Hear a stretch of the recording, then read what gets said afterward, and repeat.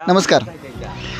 मी यावर्षी जो उपक्रम केलेला आहे, नको हातावर नको पाटीवर मुला त्यापेक्षा पुस्तक धर, हा सर्वच शाळांना उपयुक्त असा उपक्रम आहे. कारण याच्या माध्यमातून जे शिक्षक आता विद्यार्थ्याला एखाद्या चुकीबद्दल पनिशमेंट करतात, त्याऐवजी त्याच्याकडून जे पुस्तक वाचून घेतात त्यामध्ये विद्यार्थ्याचं नुकसान होतच नाही, शारीरिकदृष्ट्या काही इजा होत नाही, त्याचबरोबर त्या विद्यार्थ्याच्या ज्ञानामध्ये सुद्धा भर पडते.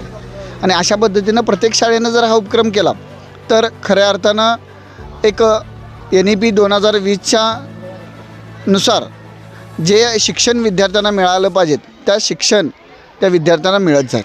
धन्यवाद. नमस्कार.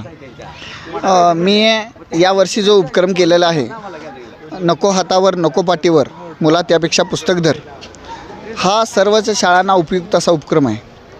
कारण याच्या माध्यमातून जे शिक्षक आता विद्यार्थ्याला एखाद्या चुकीबद्दल पनिशमेंट करतात, त्याऐवजी त्याच्याकडून जे पुस्तक वाचून घेतात त्यामध्ये विद्यार्थ्याचं नुकसान होतच नाही, शारीरिकदृष्ट्या काही इजा होत नाही, त्याचबरोबर त्या विद्यार्थ्याच्या ज्ञानामध्ये सुद्धा भर पडते.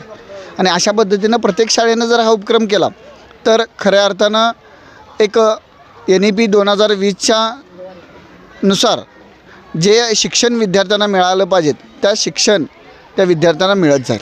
धन्यवाद.